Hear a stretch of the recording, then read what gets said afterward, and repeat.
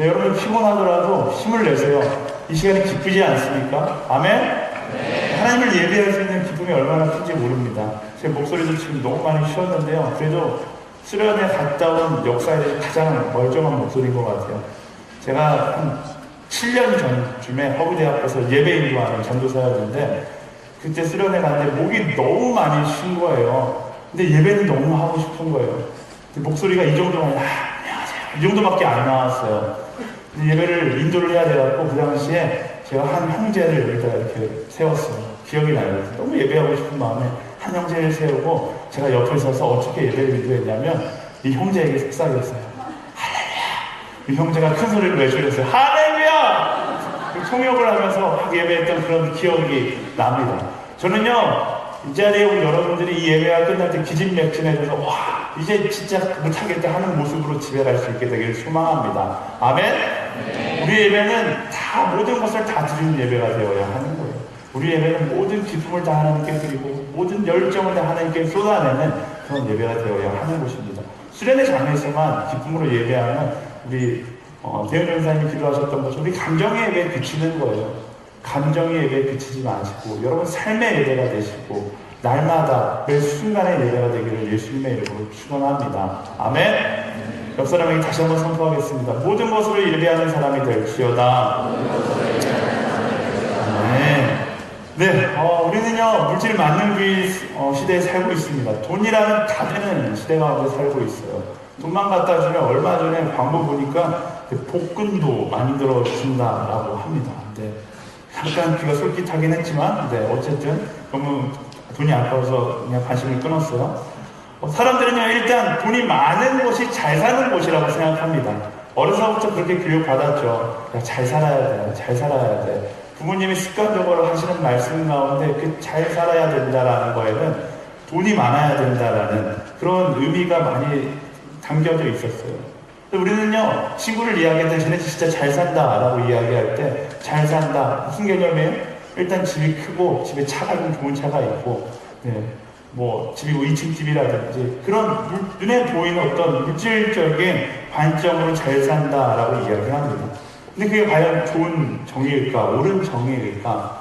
저는요 그건 100% 돈에 대한 관심이 많은 사람들이 만들어낸 거짓말이라고 생각합니다. 돈은요 항상 상대적이기 마련이에요. 내가 많다라고 생각해도 나보다 돈이 많은 사람들을 보면 내가 돈이 없다라고 상대적 박탈감을 느끼게 되어 있다라는 것이죠.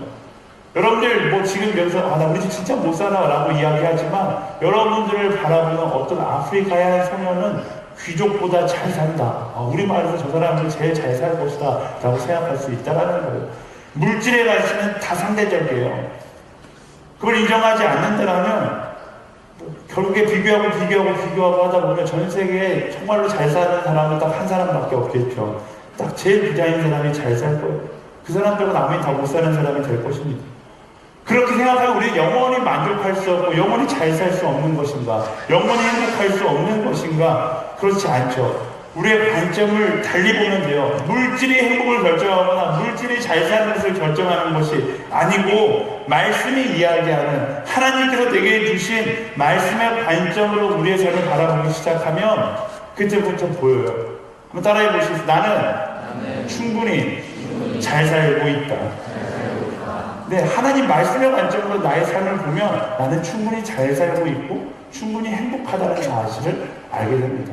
여러분 마음 가운데 너무나 힘들다라고 생각하고 절망이 있고 나는 왜 이런 글귀 같은 환경 가운데 놓여있다라고 생각하는 사람들 세상의 관점을 벗고 말씀의 관점으로 여러분을 돌아보세요. 여러분이 충분히 행복하고 충분히 잘 살고 있습니다. 일단 잘 산다라는 개념에 돈의 가치에 묶여 있다라면 우리는 절대로 행복해질 수 없습니다. 말씀의 가치를 만나야 참된 행복이 찾아오는 거예요. 오늘 말씀에 보면요 예수님께서 이야기하는 참된 부유함에 대해 이야기가 나옵니다. 13절 14절 말씀 함께 읽어볼게요. 시작. 사람들 중에서 어떤 사람이 예수께 말했습니다. 선생님 제 형제에게 유산을 저와 나누라고 말씀해 주십시오. 예수께서 대답하셨습니다. 이 사람아 누가 나를 너희 재판관이나 경배인으로 세웠느냐? 사람들에게 둘러싸여서 말씀을 선포하고 있는데 어떤 한 사람이 물어요. 예수님 저희 형에게 유산을 저와 나누라고 이야기해 주세요. 저는 유산을 하나도 받지 못했어요. 나는 불행해요 라고 이야기하는 거예요. 그런데 예수님께서 거기에 이렇게 대답하는 거죠. 누가 나를 재판관이나 분배인으로 세웠느냐. 예수님께서 이 질문에 답하지 않으세요. 유산 나누는 걸 회피하세요. 둘 중에 하나겠죠. 관심이 없으시든지 하나는 수학을 못하시든지. 후자는 아닐 것 같아요. 관심이 없으신 거예요. 예수님은 뭐 다 알고 계셨겠죠. 이스라엘 법칙도 알고 있었지만 예수님은 세상의 논리를 중요하게 여기시는 분이 아니셨기 때문에 그 논리를 따지지 않으셨던 거예요. 이 장면을 묵상하면서 제 마음 가운데 그런 정의를 내렸어요.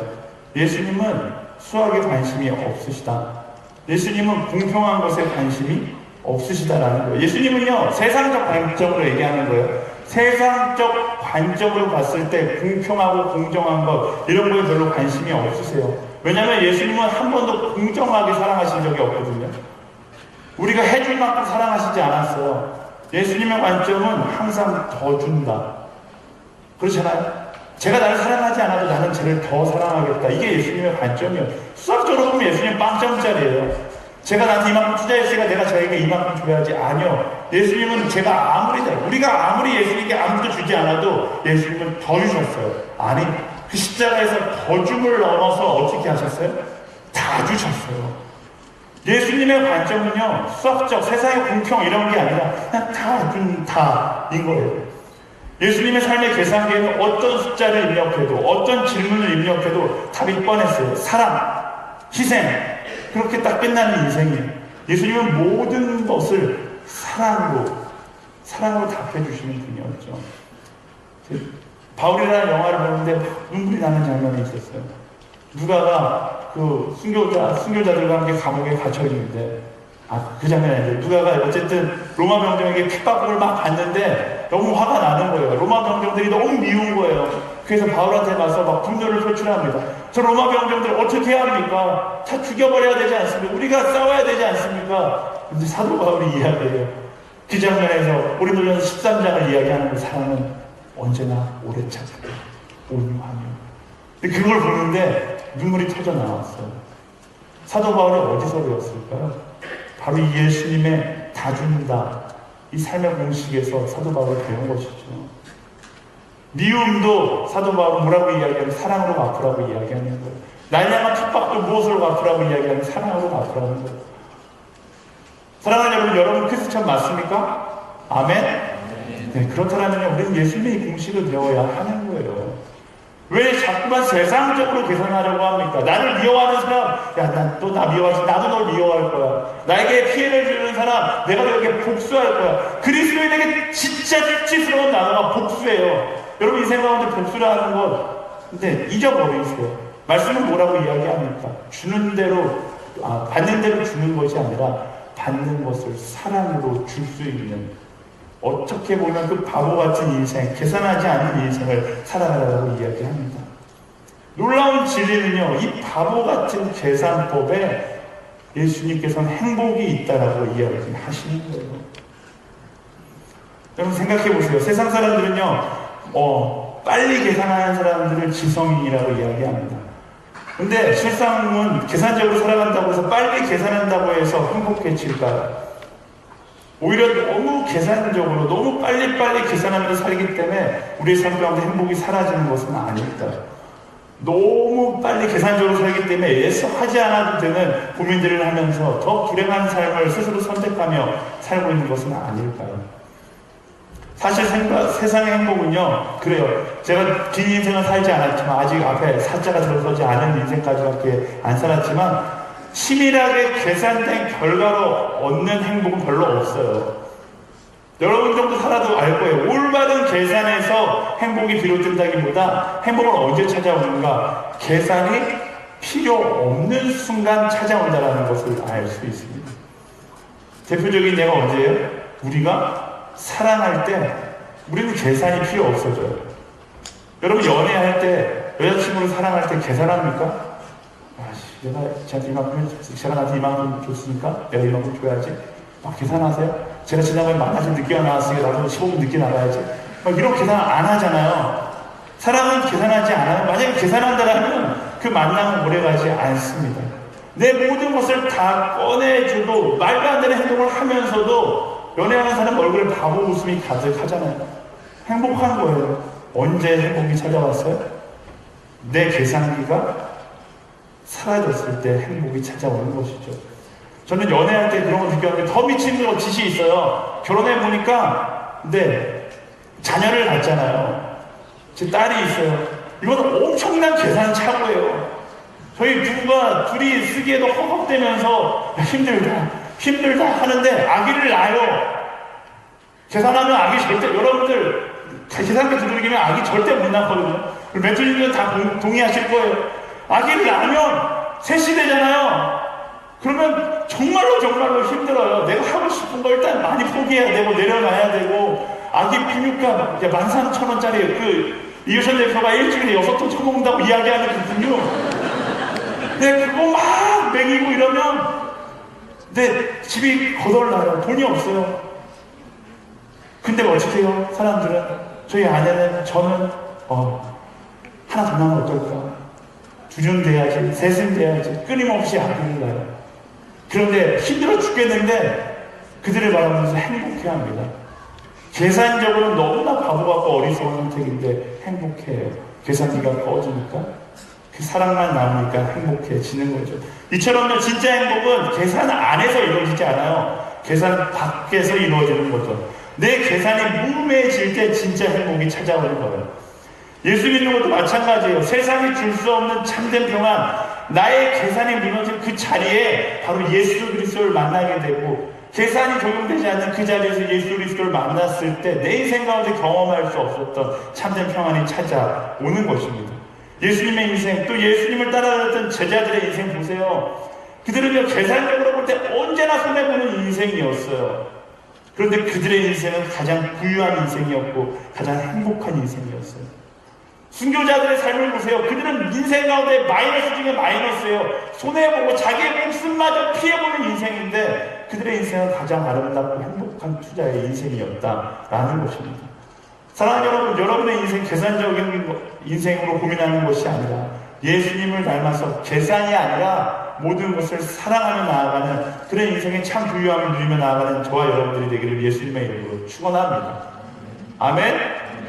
정신을 좀 차리세요. 역사를 성토하기로 사랑하며 살지어다. 네, 15절 말씀 함께 읽어볼까요? 15절 시작. 그러고는 사람들에게 말씀하셨습니다. 너희는 조심해서 모든 탐욕을 삼가라. 사람의 생명이 그 재산의 넉넉함에 있는 것이 아니다. 아멘. 예수님은요, 행복하게 살아가는 방법을 이야기합니다. 첫 번째, 너희는 조심해서 모든 탐욕을 삼가라 라는 것. 다시 말하면 진짜 행복을 누리려면 너희 마음 가운데 욕심을 제거해라 라는 것입니다. 세상 사람들은 욕심을 채우면 행복할 거라고 생각하지만 채우면 채울수록 욕심의 자리는 더 커지게 되어 있어요. 근데 말씀 예수님은 뭐라고 해요? 채워서 그 욕심을 채우려고 하지 말고 그 욕심을 제거해라 라고 말씀하시는 것이죠. 인간의 인생은요, 하나님의 사랑을 바탕으로 창조되었기 때문에 우리는 그냥 행복하게 살게끔 창조되었어요. 근데 우리가 하나님의 창조 섭리를 따라가지 않고 아담 시대부터 욕심을 마음 가운데 갖기 시작하니까 결국 그 욕심으로 인하여서 우리 인간의 인생 가운데 불행이 시작된 것이죠. 욕심에 사로잡힌 사람들은 인생 가운데 행복을 느낄 것 같지만 마치 중독된 것처럼 영원히 채워지지 않는 욕심에 사로잡힌 인생을 살게 되는 것입니다. 욕심이 들어차면 행복해질 것 같죠. 욕심만 채워지면 내 행복이 시작될 것 같습니다. 근데 그게 고문인 거예요. 욕심의 기준을 가지고서는 절대로 우리는 만족할 수 없습니다. 그래서 예수님께서 말씀하시는 거예요. 욕심을 버려라. 그런데 욕심을 버리기가 쉽지 않습니다. 근데 예수님은 비유를 통해서 말씀해 주세요. 16절부터 19절까지 말씀 함께 보겠습니다. 16절부터 19절 시작. 그러고 나서 그들에게 한 비유를 말씀하셨습니다. 한 부자가 수확이 잘 되는 어떻게 할까? 그래, 것이 없구나 하고 생각했다. 그리고 말했다. 이렇게 해야겠다. 지금 있는 창고를 부수고 더 크게 지어 내 모든 곡식과 물건을 거기에 쌓아두어야겠다. 그러고 나서 내 영혼에게 말하겠다. 영혼아, 너의 동안 쓸 물건을 많이 쌓아두었으니 편히 쉬고 먹고 마시고 즐겨라. 아멘. 예수님께서 비유를 들어 사람들에게 말씀하십니다. 이 비유의 주인공 부자인데 충분히 우리가 보기에 세상적으로 행복한 삶을 살고 있습니다. 근데 문제가 생겼어요. 그에게 고민이 생기기 시작했는데 어떤 고민이냐면 곡식을 쌓아둘 공간이 부족하다라는 거예요. 그리고 그는 고민 때문에 행복을 잃어버립니다. 언제 행복이 사라졌어요? 충분히 행복한 삶을 살고 있었는데 고민하기 시작하니까, 자기에게 부족한 점을 바라보기 시작하니까 그때부터 고민으로 인하여서 행복이 사라져버린 것을 알 수 있습니다. 이 장면에서 우리가 한 가지 확실하게 알 수 있는 것은 우리 삶의 만족도, 행복도는 내게 얼마나 많은 것이 있느냐에서 결정되는 것이 아니에요. 내가 무엇을 바라보고 있느냐에서 결정되는 거죠. 내 삶 가운데 욕심을 내놓는 방법이 있는데 그게 바로 관점을 전환하는 거예요. 내가 얼마나 부족하고 힘든 내 인생의 단점들을 바라보는가, 아니 내 인생에 채워져 있는 장점을 바라보는가, 내 입술 가운데 불평과 투덜의 말들을 하는가, 아니면 감사의 입술을 갖는가. 바로 이 관점에서 우리 삶의 만족도가 결정된다라는 것입니다. 여러분의 인생 가운데 바라보는 것은 무엇입니까? 사람들은 이상하게 항상 부족함을 바라봅니다. 부족함을 바라보니까 정작 자신의 인생 가운데 있는 감사함은 놓칠 때가 너무나 많아요. 부자가 많아도 이렇게 해야겠다. 지금 있는 창고를 부수고 더 크게 지어서 내 모든 곡식과 물건을 거기 쌓아두어야겠다. 과연 그가 더 큰 창고를 완성하면 행복해야 할까요? 아니요. 또 다른 부족함을 바라보면서 또 힘들다. 내 인생은 왜 이렇게 부족하지? 라고 후회하게 될 거예요. 이런 것들이, 이런 시선의 변화가 필요한 게 어디서 제일 많이 느껴지냐면 이 커플들 가운데 많이 보여요. 연애하다가 보면 처음엔 정말 좋은데 시간이 지나면 상대의 부족함이 보이기 시작합니다. 그래서 여러분들 결혼을 진짜 하고 싶잖아요. 저는 여러분들이 강력하게 보면 그냥 사귀면 술만 잡으면 결혼하세요. 그러면 결혼할 수 있어요. 연애 시간이 길어지면 굉장히 어려운 시간들을 경험해야 됩니다. 왜냐하면 바로 권태기가 찾아오거든요. 상대의 부족함이 눈에 보이기 시작하는 거예요. 상대의 부족함이 눈에 보이기 시작하면 동시에 뭐가 보이냐면 그 상대 말고 다른 상대의 장점들이 보이기 시작해요. 특히 교회에서 그런 일들이 자주 일어나요. 남녀가 함께 여러 명이 모여있다 보니까 내 옆에 있는 여자친구는 이게 참 이게 별론데 쟤 보니까 쟤는 너무 그 부분이 완벽한 거야. 예를 들면 여자친구가 약간 쫌생이에요. 나한테 밥 사려고 그러면 나는 맨날 피자 사주는데 얘는 떡볶이 먹으러 갈까? 막 이러는 거예요. 근데 쟤를 보니까 막 순장인데 막 쏴요. 오늘은 9개! 막 9개 쓰고 막 이러는 거예요. 막 보면서 괜히 비교가 되는 거죠. 막 비교하다가 권태기에 빠져서 여자친구가 헤어지고 우리 이 여자를 만나려고 했는데 안 되고 실패하고. 네. 저는 이런 사람을 뭐라고 부르냐면 쓰레기라고 불러요. 여러분, 아니에요. 우리가 만나면서도 그렇고 모든 삶 가운데서도 부정적인 것, 상대에 대한 부정적인 것들을 바라보면 한없이 부정적으로 바라볼 수밖에 없어요. 그래서 관점을 바꿔야 돼요. 관점을 바꾸는 거예요. 그래서 제가 항상 강조하지만 여러분의 삶 가운데 기본 베이스가 비판과 비난에 있으면 여러분의 인생은 불행할 수밖에 없어요. 비판과 비난은 분명히 필요하죠. 그런데 항상 이야기하지만 비판과 비난의 베이스에 깔려 있어야 하는 것이 있는데 그건 사랑이에요. 사랑이 깔려 있지 않으면 비판하지 마세요. 진실로 사랑하는 마음이 없다면 비난하지 마세요. 일단 기본적으로 저는 여러분들이 여러분 시기에 감사할 수 있는 입술을 갖게 되기를 소망합니다. 어떤 상황이든지 감사하세요. 또 감사하세요. 감사할 수 없는 상황이라 할지라도 감사할 수 있는 이유를 찾아서 감사하기 시작하면 그때 여러분의 삶 가운데 감사의 조건들이 보이기 시작한다라는 것입니다. 부족함만 바라보면 절대로 우리 인생은 행복해질 수 없는 거예요. 세상의 정한 가치를 바라보면 항상 부족하게 느껴지게 되어 있습니다. 하지만 하나님을 향해 감사의 시선을 갖기 시작하면 그때부터 우리 삶 가운데 얼마나 많은 것을 감사할 수 있는지를 깨닫게 되는 거예요. 저는 여러분들에게 자주 이야기하지만 제발 저한테 속는셈 치고서 감사하는 삶을 살아가보세요. 여러분의 일주일이 변하고 하루가 변화될 것입니다. 20절, 21절 말씀 함께 읽어보겠습니다. 20절, 21절 시작. 그러나 하나님께서 그에게 말씀하셨다. 이 어리석은 사람아, 오늘 밤 내 영혼을 내게서 찾을 것이다. 그러면 내가 너를 위해 장망한 것들을 다 누가받게 되겠느냐. 자기를 위해 재물을 쌓아 하나님께 대해 부여하지 못한 사람은 이와 같다. 아멘. 예수님께서 비유를 통해서 가장 중요한 것을 이야기해요.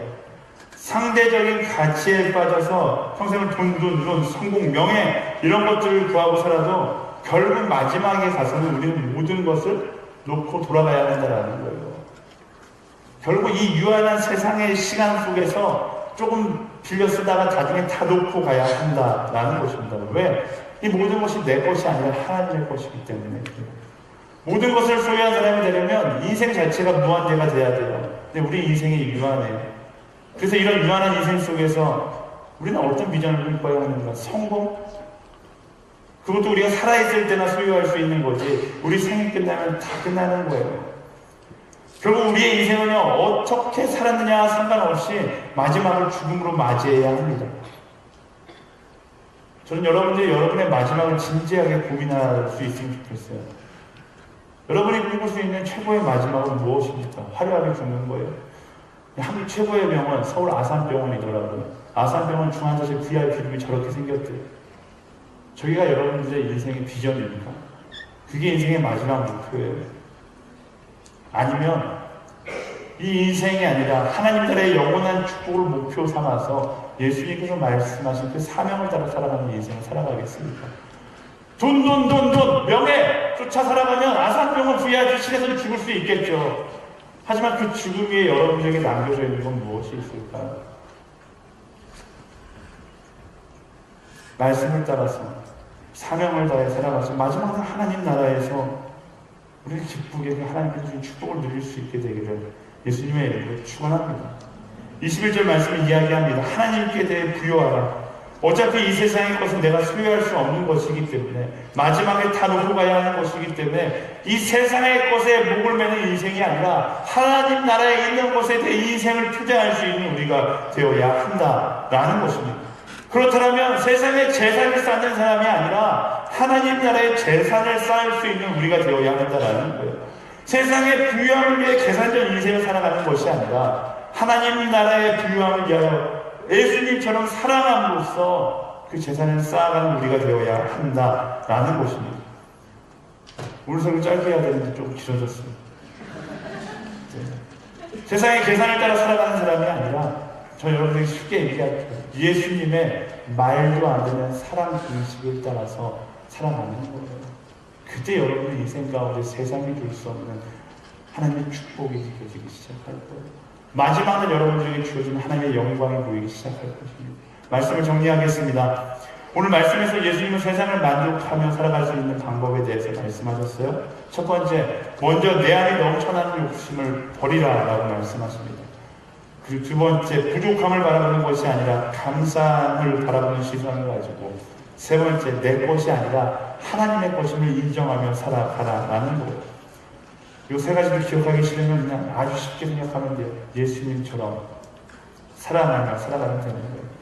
사실 제가 암기력이 딸려요. 36기. 제 설교에는 항상 결론이 아주 명확해요. 하나만 기억하면 돼요. 기승전결, 사랑. 내 삶에 어떤 것이 공격해 온다 할지라도 나는 사랑으로 반응하겠다. 그럼요, 여러분의 삶에 하나님께서 허락하시는 만족감이 생겨나기 시작할 겁니다. 행복한 인생이 될 거예요. 욕심을 채우면서 살다 보면요, 아무리 화려한 인생이 된다 할지라도 여러분의 인생은 결국 음식물 쓰레기와 같은 인생이 될 거예요. 뷔페에서 음식물 쓰레기 보셨어요? 그 비싼 연어가 됐든 뭐가 됐든 음식물 쓰레기 중에 다 버려요. 마지막에 여러분의 인생이 그렇게 된다고요. 전 여러분들에게 강하게 권면하고 싶습니다. 썩어서 버려지는 인생 되지 마시고요, 주를 위해서 사용받아서 달아서 쏟아지는 인생이 되세요. 여러분의 인생, 세상의 돈에 미쳐서, 명예에 미쳐서 냄새나는 인생 살지 마시고요, 하나님 나라의 영광을 바라보면서 내 인생 어떻게 하면 가치 있게 쓰임받을 수 있을까, 그것을 고민하면서 살아가는 거예요. 그리고 예수님께서 말씀하세요. 너의 인생 가운데 가장 가치 있게 살 수 있는 한 가지가 있는데, 내가 너희를 사랑하는 것처럼, 내가 너희를 위해 십자가 못 박혀 죽은 것처럼 바로 사랑하며 살아가는 것, 그 마음을 품고 살아가며 살아가는 것, 그게 바로 너희 인생 가운데 가장 가치 있는 선택입니다. 성경 말씀은요, 이 페이지 빼놓고 다 사랑에 대해서만 이야기해요. 읽어보세요. 안 읽으니까 모르죠. 읽어보세요. 사랑해라. 내가 너희를 사랑하는 것처럼 사랑해라. 창세기에 내가 너희를 사랑하라고 창조했다. 이스라엘 민족을 보여주면서, 야, 날 사랑 안 하면 이렇게 불행한 인생을 살아가. 신약에 가서 야 내가 널 못 간 사람에서 내 아들 보내줬어. 사도행전에 가서 야 이제 내가 너 사랑 보여줬으니까 너희 땅까지 가서 사랑해라. 사랑에 대한 이야기만 가득한데 우리 이 성경책 보면서 왜 하나님 내 인생 돈이 없어요, 성공이 없어요, 왜 나와 함께 해주지 않아요? 하나님하고 관점이 다른 거예요. 하나님하고 관점을 맞추세요. 하나님 내 인생 사랑하겠습니다. 그렇게 결단하면요 하나님께서 그래 너에게 사랑한다는 결단 내가 너무 귀하게 여겨요. 그때부터 하나님의 역사하심이 여러분 삶 가운데 경험되기 시작하는 거예요. 사랑하기를 원하십니까? 예수님처럼 사랑하기를 원하십니까? 아멘. 거의 다 끝났어요. 마지막 남은 체력을 끌어모아서 사랑하기를 소망하는 사람들 자리에서 일어나서 함께 찬양하며 나아가겠습니다. 예수 그리스도를 사랑하는 마음으로